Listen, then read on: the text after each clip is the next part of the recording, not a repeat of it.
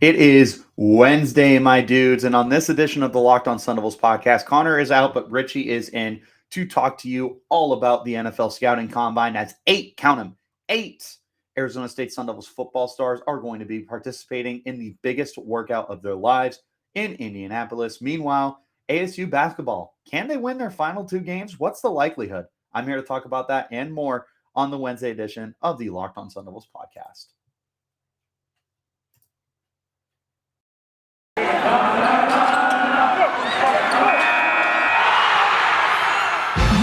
Locked On Sun Devils, your daily podcast on the Arizona State Sun Devils. Part of the Locked On Podcast Network, your team every day.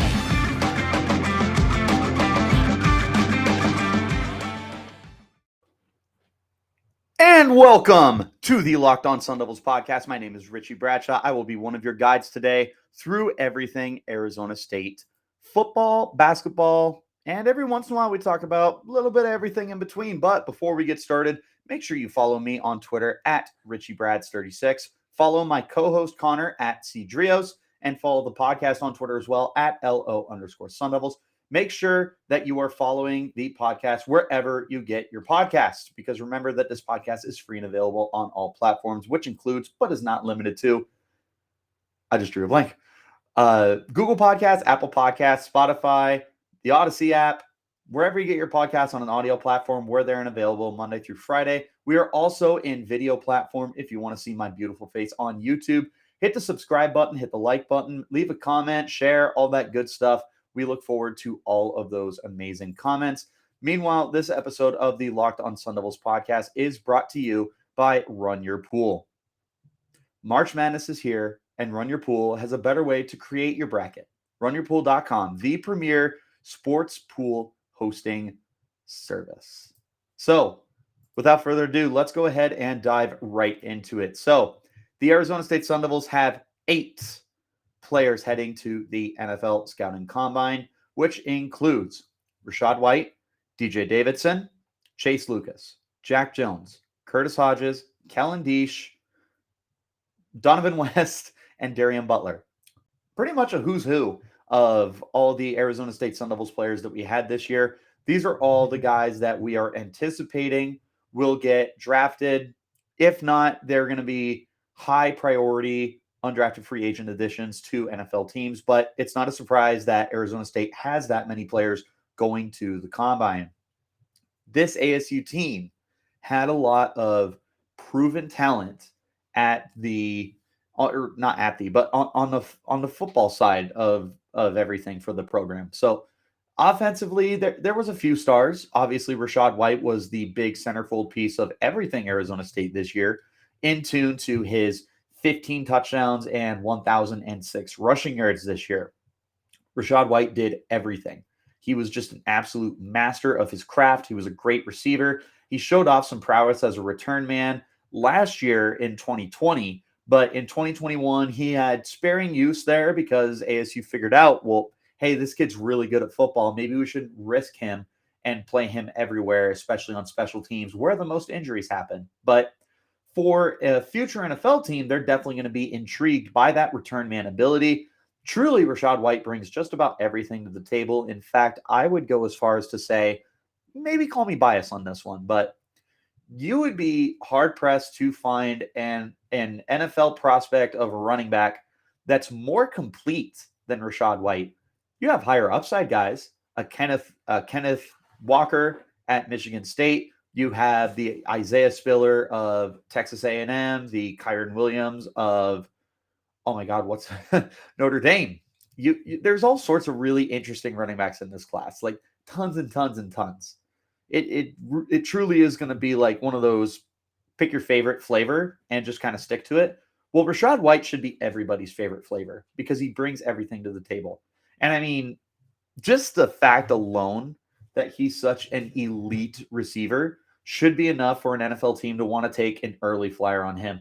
To me personally, I don't think that he falls out of the top 4 rounds. And I think he's going to flirt with day 2. But we'll see, because running back is such a weirdly valued position. Now, as far as his workout is going to go, I do believe that Rashaad has the ability to impress everybody in wait for it, receiving drills. I think that White is going to put on an absolute clinic and show everybody just how good he is with his natural hands and his ability to create with the ball in his hands, create in the open field, just get open. Rashaad White is very, very good at that. So I think he's going to be able to really display his talents in that area. I am also looking forward to see the actual workout skills, particularly the 40 time, because it's not as though Rashaad White is this burner who's going to run in the 4.3 speed. I think he's like a low 4.4 guy. He's definitely quicker than he is fast. And I don't know if that's going to so much show up on the workout field as much as it does when you turn on the tape and you realize like, hey, this guy has a second gear. But again, he's not the fastest guy on the field. He wouldn't tell you he's the fastest guy on the field. So I'm interested to see where he lands, because I will tell you that for the running back position, having a bad 40 time can be really detrimental to the kind of success that you want to have, at least in terms of getting drafted. We'll put it that way, because you have a lot of players who are fine. They're studs. They don't need to be the fastest guys on the field. But for a player like Rashaad White, who is trying to stand out amongst this running back group that is super deep and super loaded with all sorts of different types of running backs, Rashaad White's going to have to do something to stand out. And obviously it'll be the receiving drills, but at the same time, he's going to need to keep pace in the workouts with everyone else. Whether or not you agree with it, it is a fact that Rashaad's going to have to find a way to at least show that he's got above average speed. So if he can hit that mid to low 4.4 speed, that's a huge win for him. But honestly, I don't know if I'd be betting on that. I think he's a low 4.4 guy, if not somewhere in the 4.5s, and that's okay, because that's not his game. Meanwhile, on offense, you're still going to have Kellen Diesch and you're still going to have Donovan West. The offensive line drills aren't anything to, or not the drills, but the workouts themselves aren't anything to gloss over, or not gloss over, but they're not like the end all be all is what I'm trying to say. These guys typically will come out and they'll do their bench presses. That's the big draw, is everyone wants to see how many reps the guy can do. In fact, it was a few years ago that former Arizona State guard Christian Westerman you know what? I don't think he set, but he finished with like a ridiculously high amount of bench press reps. And there was that opportunity for him to break the record that was held by Stephen Pea, I believe, was a defensive lineman who was in the NFL for a hot minute. Neither Diesch or Donovan are going to be overly impressive on the bench press. And again, it's kind of similar to Rashaad, where it's like that's not so much their strength of trying to maul guys over and throw them aside like ragdolls.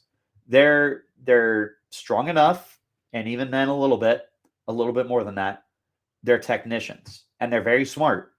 So I believe that where they're going to show up is in the actual drills themselves, when they're trying to show off their quick feet and the fluidity in their movements and everything like that. That's going to be where Diesch and where Donovan West are going to need to show out the most, is to show that they're not stiff-hipped and that they can move quickly and maintain their balance when trying to do so. Those will be the most important drills for them.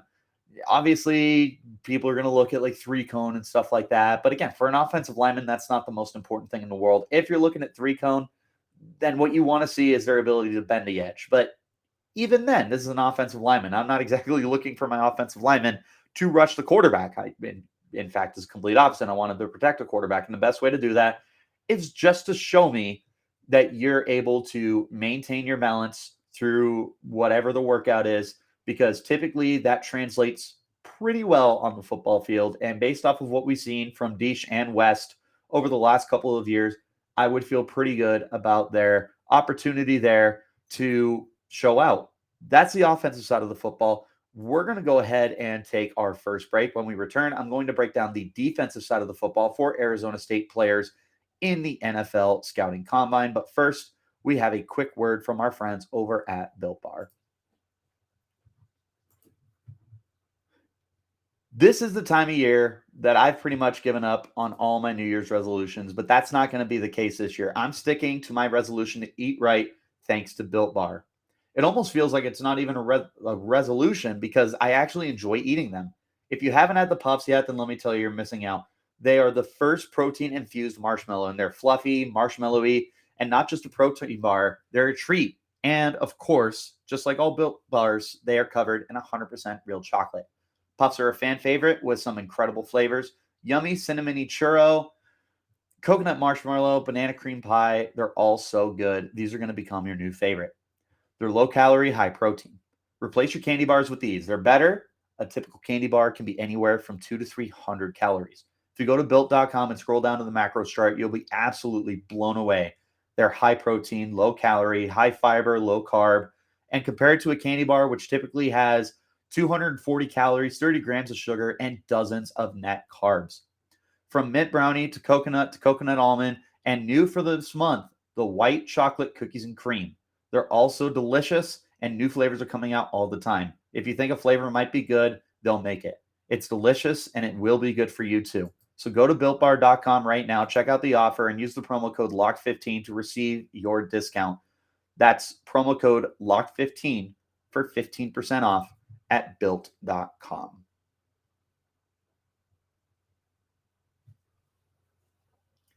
And again, thank you guys so much for tuning in to the Locked On Sun Devils podcast. Remember that this podcast is free and available on all platforms. Meanwhile, make sure you check out Locked On Bracket Breakdown for March 14th right here on the Locked On Sun Devils podcast feed and YouTube channel. College basketball experts Chris Gordy, Andy Patton, and betting expert Lee Sterling give you an in-depth breakdown of every matchup. So guys, let's hop right back into this. This time, flipping the script over to the defensive side of the football. 5 guys are going in. Defensive lineman, DJ Davidson. Linebacker, Darian Butler. Oh my gosh, I'm drawing a blank. Chase Lucas, Jack Jones.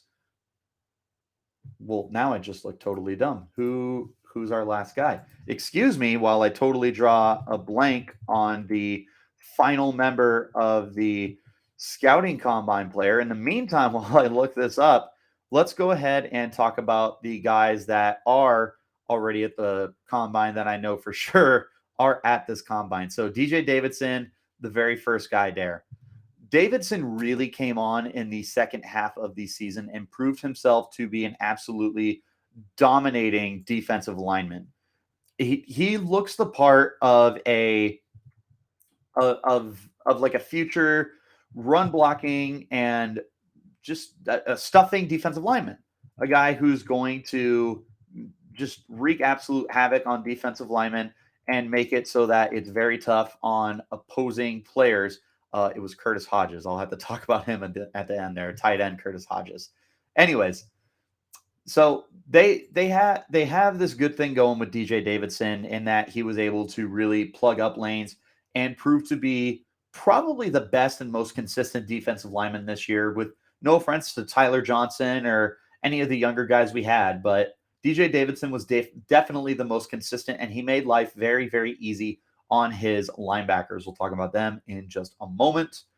But where you want to see Davidson do really good is truly, like, again, the bench press can kind of be an overrated stat here because you're not necessarily looking for a guy to bench press 225 pounds on every single play. In fact, they're typically going to be going up against 300-plus pound offensive linemen when you're at the position that Davidson is in. So what you want to see here is when they do have individual reps where they're able to show off their explosiveness, you want to see him get off the whistle quick, show those heavy hands, absolutely just toss around those bags that they have going on there, show any kind of bend that you possibly can, because the more flexible you are, the more likely a team is going to want to be to draft you early. Once again, just like last year, this isn't the strongest defensive line class, so Davidson truly has a lot to gain in this NFL scouting combine, perhaps more than any other Arizona State player, because we know what Rashaad White is. We know what the offensive linemen are. We know what the corners are, and Darian Butler, so on and so forth. But where Davidson might be able to go from a borderline draftable player, he could make enough noise to get himself into that mid-range of day 3. I don't think this is a day 2 guy, and he's certainly not a first-round prospect, with no offense to DJ, because I absolutely love everything that he gave to Arizona State this year. However, he needs to have a strong combine. stronger than any other Sun Devil. I'll go as far as to say that. If he does manage to do that, I mean, his stock's going to climb. It truly is. The sky seems to be the limit for this kid. So here's hoping that he can figure that aspect out for the combine here. Moving on to his teammate, Darian Butler. As many of you know who are longtime listeners of the Locked On Sun Devils podcast, Darian Butler was the first ever man crush of the Locked On Sun Devils podcast and is probably the mascot for Locked On Sun Devils. He's so quick. He's sideline to sideline. That's the most attractive aspect about him, is he's so good at tracking the football. He's quick. He takes good angles with the pursuit speed and everything like that. He has areas that he needs to work on. Obviously, he's not the greatest in pass coverage, and he is kind of slight of frame because he is sitting about that 230 range. But that's not the end of the world. Because he's at that 230 range, though, I want to see him run fast. I want to see if he can get a sub 4.5 40 time.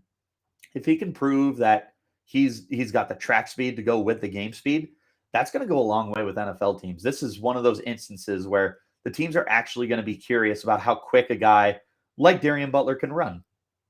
We want to see that ability. We want to see, just like everybody else, the fluidity of the hips.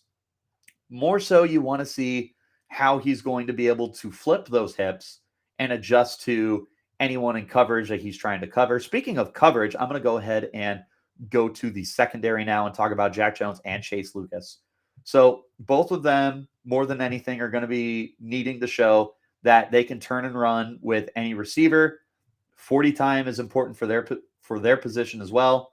Any kind of ball skills that they can show off would be huge. Jack Jones, we know, has that ball hawking ability. So I have the faith in Jones to show off the hands in the combine for the few opportunities that he is going to have. Lucas didn't have a pick this year, but he was like low key a very good like playmaking defensive back for the Sun Devils. And I think that he does have that potential to show that off at the combine as well.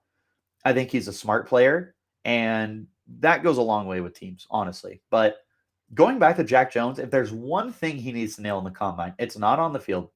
It's not in practice. It's those interviews. Because you heard all the rumblings that Jack Jones maybe doesn't have his head completely in the game. And Jack Jones is kind of absent-minded when it comes to committing full term into the game and into his craft. This is the opportunity to squash those rumors. It's gotten really quiet since we had those conversations towards the end of the year from Herm Edwards saying, well, Jack Jones missed a little bit of time to start some of our defensive drives because he would sleep in late for meetings. Well, to our knowledge, we haven't really heard too much negative since then. So you hope that those were the kind of messages that really got into Jack's head in order to get him to truly realize what's going on and to commit full term.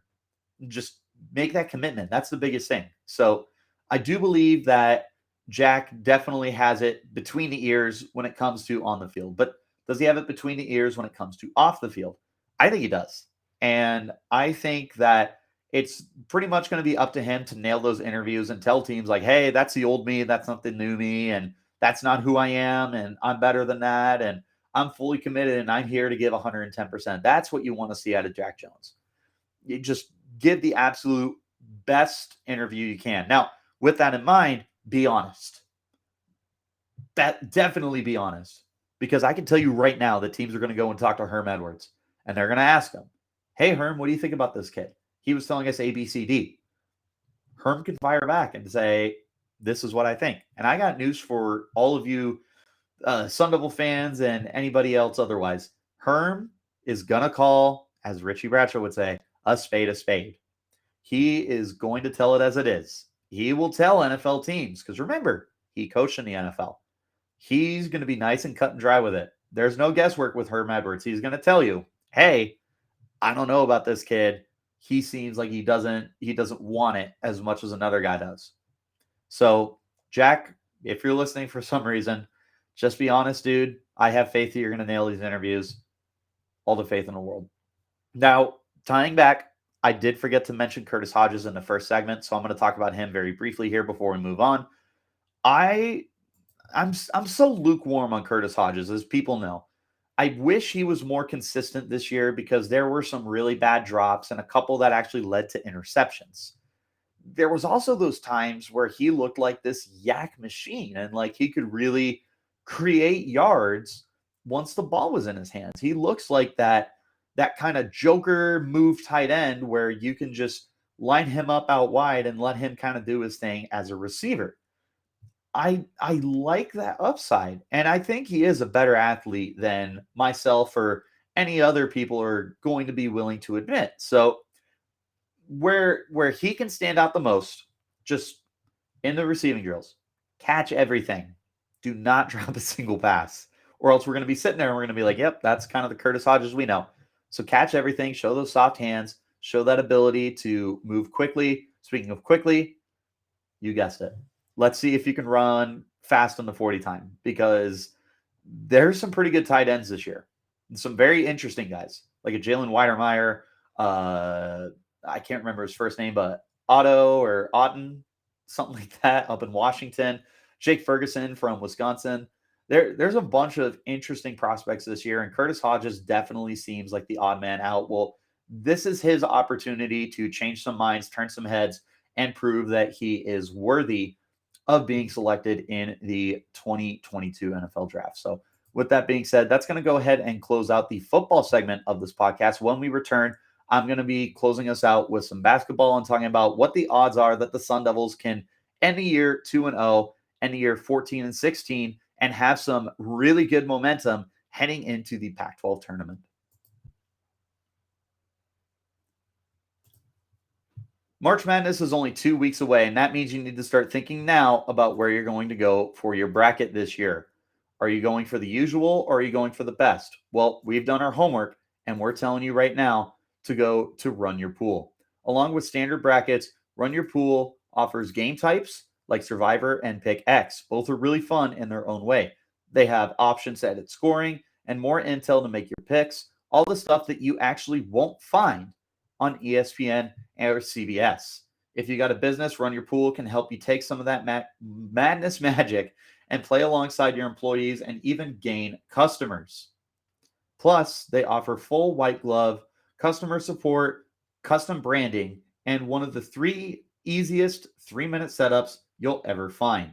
Clearly, we believe in RunYourPool because, like I said, we're running our brackets there ourselves. There's no truer test than that. If you want to play against us for a shot at a cash prize, join us at runyourpool.com/lockedon. And while you're there, create your own pool for your friends and family. Enter Pure Madness at checkout to receive $10 off your custom pool. All the rules and details will be available there. That's runyourpool.com/lockedon for your chance to win a cash prize. We look forward to seeing and beating you there. This episode of the Locked On Sun Devils podcast is brought to you by Rock Auto. With the ever-increasing number of makes and models, it's now nearly impossible for your local auto chain store to carry all the parts that you might need for your vehicle. And why endure often pointless or seemingly intimidating questions like, is your Odyssey an LX or an EX? And wait while the person behind the counter orders the parts from the warehouse that only ships to their location. You have computers with access to rockauto.com right at home and in your pocket. Save time and money when using Rock Auto. Why choose to spend 30%, 50%, or even 100% more for the same parts from a chain store or a car dealership? Rock Auto is a family business serving do-it-yourselfers for 20 years with prices reliably low for every customer.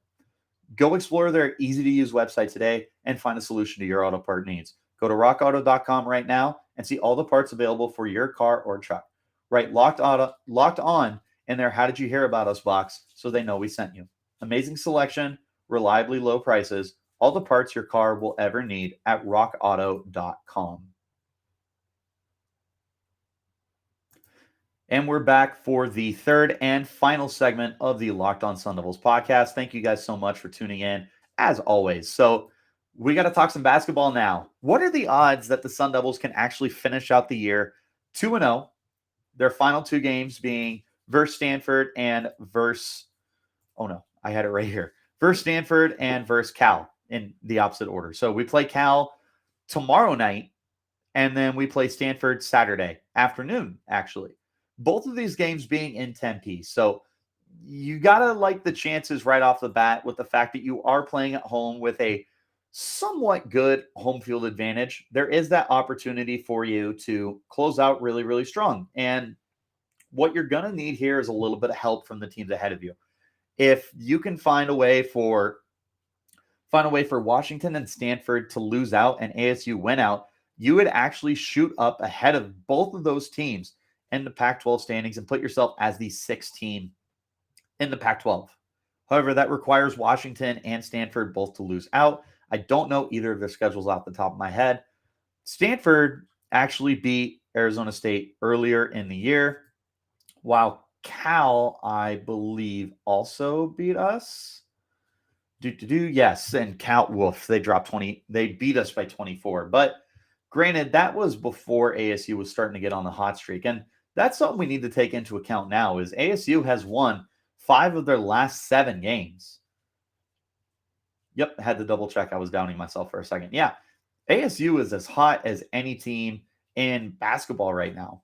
They are as deadly as any team in the Pac-12, at least. Let me go ahead and retract that statement and just keep it at the Pac-12 level. The way they're playing right now is terrific. They're hot. They're making their baskets and they're shooting very, very well with plenty of guys stepping up. We talked about last night on the podcast how Jalen Graham is one of the biggest X factors that's going to be needed to end the year for the Sun Devils. And it's going to continue to be that way.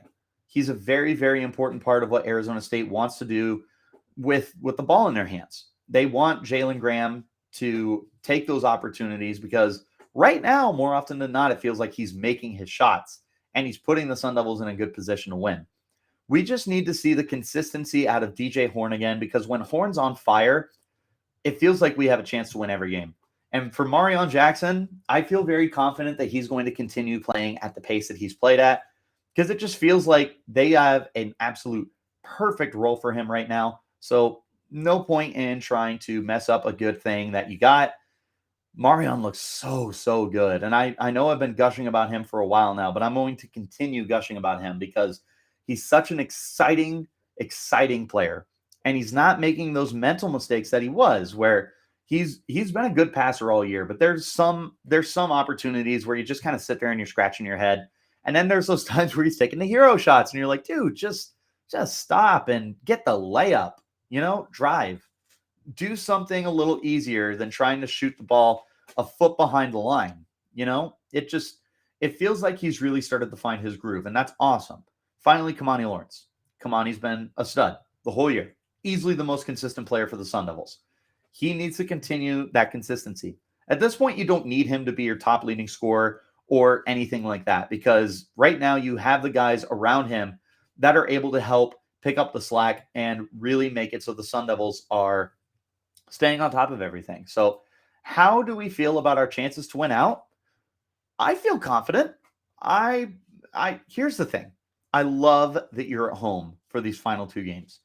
I love this for a lot of reasons. A, because there's the home field advantage, right? Like even if it's not a great one, it is a good one. But with that being said, B, with the way the Sun Devils have been playing right now, I can tell you that the fans are probably getting riled up and they're getting very, very excited.